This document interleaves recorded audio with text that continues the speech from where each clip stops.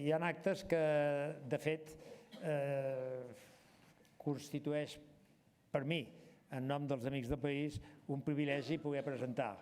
I inaugurem, per decisió del jurat, el premi a una trajectòria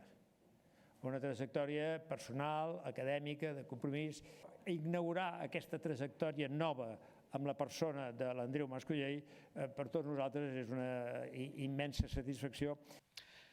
Un respecte màxim al més internacional dels economistes.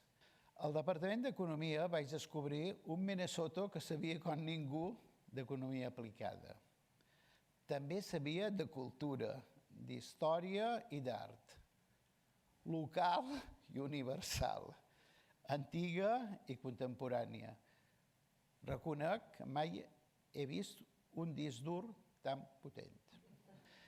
Veureu amb el present guardó, que és una pintura del gran Perico Pastor, un savi de celles despentinades, una mirada d'apariència despistada i un somriure simpàtic per sobre dels bigotis. Un retracte únic. Em complau enormement rebre el reconeixement d'una institució amb la que comparteixo la passió per Barcelona. Més enllà de la família, i en particular de la meva esposa Esther, que tinc el goig que avui sigui aquí, m'han mogut a la vida de dues passions.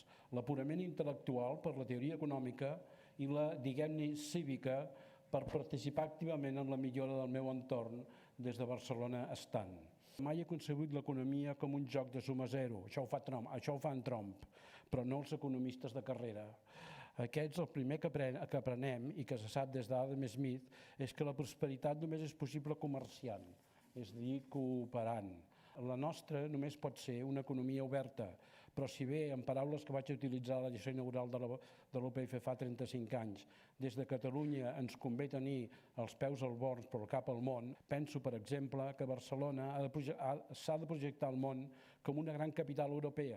Bàsicament el que volia és agrair a la Societat Econòmica Barcelona Amic del País que faci aquest reconeixement. Crec que necessitem més reconeixements als economistes i al món econòmic. Realment el que vull destacar de l'Andreu és el seu gran talent, la seva gran excel·lència com a economista, però sobretot aquesta vocació de servei públic que tens, Andreu. Com va posar, jo crec que va ser un abans i un després al país, el seu pas per la política i sobretot el desenvolupament de la política científica, que és com va posar les bases del que avui és el nostre ecosistema de coneixement.